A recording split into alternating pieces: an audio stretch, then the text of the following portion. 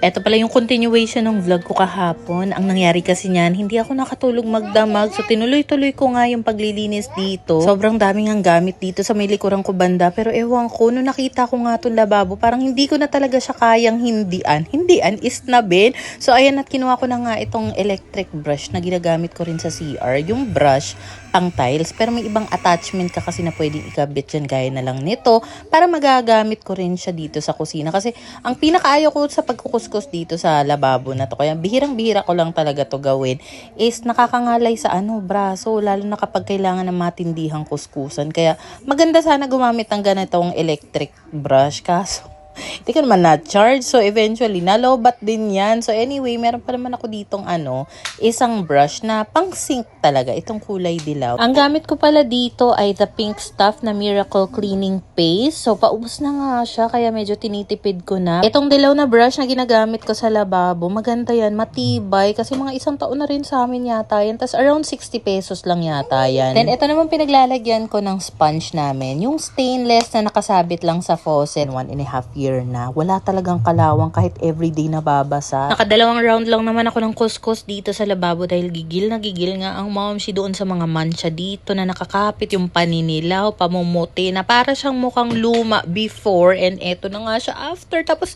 tuwang-tuwa ako, natanggal ko yung itim na mancha doon sa may gilid banda. So anyway, etong mga to yung link ng ginamit ko nasa comment section, nasa showcase ko din yan. Alam mo, medyo sabaw din nga ako kasi dapat pala inuna ko yung pagkukuskus nitong sink bago ako nag-film dito sa lababo ng dishwashing liquid na content. Nakakaloka. Nag-iba pala kami ng dishwashing liquid na gagamitin dito, and Joy Lemon nga itong gamit namin. Nagbukas din pala ako ng ilang parcel dito sa may lababo, pero gawan ko na lang ng separate video yung mga yan. Meron pala akong bagong dish rack na natanggap dito, and medyo kakaiba siya para sa akin dahil tingnan mo, yung sa paanan niya, isa nga lang talaga, tapos may suction siya.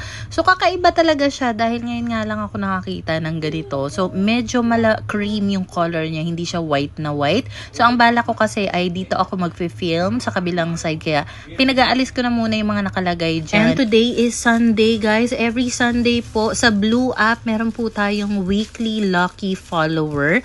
Isang follower na makakatanggap ng 200, tumatagintim na 200 Gcash ang mapipili natin every Sunday. Ko po yan pinopost sa story ko. So pangalawang linggo pa lang ngayon. Kaya keep on sharing, comment kayo, or kung anumang klaseng support yung maipapakita ninyo sa aking Blue app. So hindi ako yung pumipili niyan. Meron kasi parang option sa Blue app na makikita mo kung sino yung top follower mo, ganyan. So doon ako bumabase po. Mabalik lang tayo dito sa video. Medyo nagutom nga ako. Buti na lang may leftover pang sardinas at kanin. So yun na lang muna ang kinain ko. Tapos na nagising si Pinggoy, ayan nga, at nagpakape siya. Nagising naman si Kowa, kaya natigil din ako sa pagkikilos dito. Tapos ang ginawa ni Pinggoy, kinuha niya si Kowa, pinatulog niya. Kaya ayan, at nakapag-continue nga ako dito ng pag-film. So meron ako ditong bagong dish cabinet.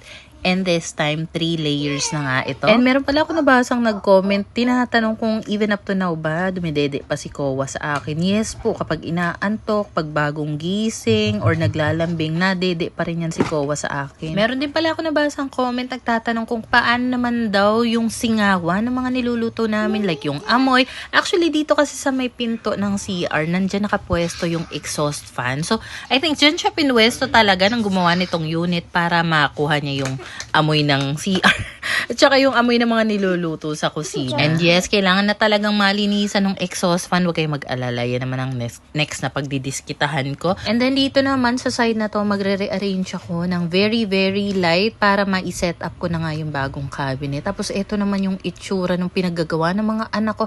Alam mo, most of the time talaga, tinatabi ko na agad yung mga styro na yan. Kasi alam ko na talagang ganyan nga yung gagawin nila. And nakita ko sila nung naglalaro sila. Natuwang-tuwa sila. Ang tawag nga ni Kowa dyan, snow. Akala niya talaga totoong snow na yan. So, hinayaan ko lang muna sila maglaro dyan. Buti na lang din meron akong ganitong vacuum. Kasi usually, kapag winalis ko yung mga ganyang kaliliit na mga styro, lilipad-lipad lang yan, lilipat-lipat ng pwesto. Unlike kapag vinacuum mo siya, hihigupin lang ng vacuum yung maliliit na styro na yan. Ito palang gamit ko na vacuum ay Dirma DX120C. Sobrang satisfied ako sa suction power. At saka matibay siya kasi may mga times na natutumba-tumba nga yan. Hindi naman nasisira bihira, walang kahit anong cracks naman. Tapos malaki yung dust cup niya. So, hindi ako maya-maya tapon ng mga nahigop niyang dumi. Alam mo, ang liit-liit lang talaga ng kusina namin. Pero parang hindi nauubusan ng mga gawain dito. Iniisip ko, kung hindi ako napunta sa ganitong path, pagiging affiliate o kaya content creator, siguro napaka-minimalist ng bahay namin to the point na halos walang gamit. Pero char lang ha. Mas gusto ko naman kung ano yung meron ako ngayon. Syempre, arte pa ba ako sa mga libreng products everyday na dumarating. Syempre, hindi natin hihindian yung mga ganyang grasya. So, eto nga pala yung mga pinagkainan namin nung lunch.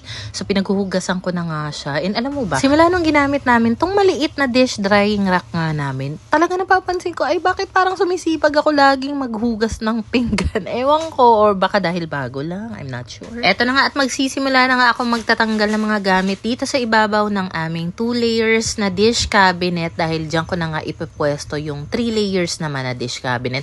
So, hindi po ito for sale. Hindi ko po yan ile-let go dahil ipipwesto ko pa rin naman yan dito lang sa ibabaw ng malaking cabinet namin. Hindi kasi talaga uubra na magpagawa ako ng cabinet para dito sa kusina. Kaya naman kung meron ako mga ganitong dish cabinet na natatanggap or kitchen cabinet, talagang ima-maximize ko na lang siya para hindi na rin ako gumastos ng pangpagawa pa ng cabinet. Naninibago rin ako dito kasi iba yung style ng pinto niya. So, tinry ko nga siyang ipwesto ng pagganito kaso hindi ko naman pala siya mabubuksan. Kaya sabi ko, ay yung dating pwesto na lang na ganyan. And then, binalik ko lang din sa gilid niya yung mga kutsilyo, gunting, para hindi accessible sa mga bata.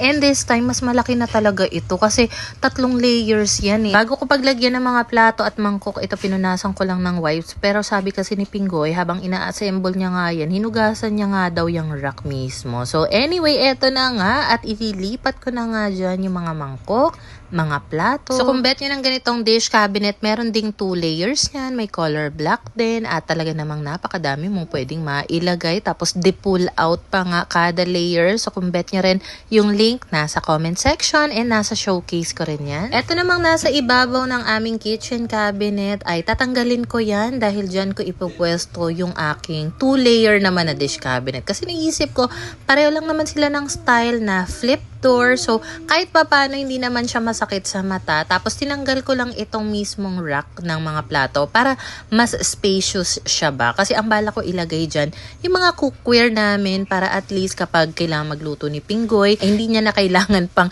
yumuko-yuko kasi andito na nga sa taas. Then, itong mga small appliances, air fryer, sandwich maker, waffle maker, ililipat ko lang siya sa pinakailalim dahil bihirang-bihira lang naman yan magamit. Alam mo ba, even up to now na nagvo-voice over ako, hindi pa rin talaga completely tapos yung pag-aayos ko sa kusina. So, ayan, at hindi ko pa talaga siya natapos. Tapos, ito naman si Pinky habang nasa banyo. Kinatok ako dahil papakita niya nga daw sa akin itong mga drawing niya. Alam mo, sa totoo lang, hindi ko tinuturuan si Pinky magsulat kasi every time na tuturuan namin siya, kapag nakikita niya na naka-observe kami sa kanya, kapag tracing ng mga letters, hindi niya talaga ginagawa o kaya naman babagalan niya ng husto. Kaya nagugulat na lang din ako, hala, ganito na pala mag-drawing yung anak ko, kaya niya na magsulat ng mga letters, spelling.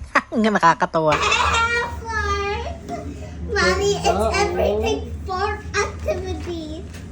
Mukha kang part eh. Cute activity.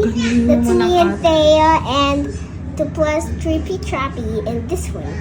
Okay, good job. Ayun lang muna for today's video. Follow for more.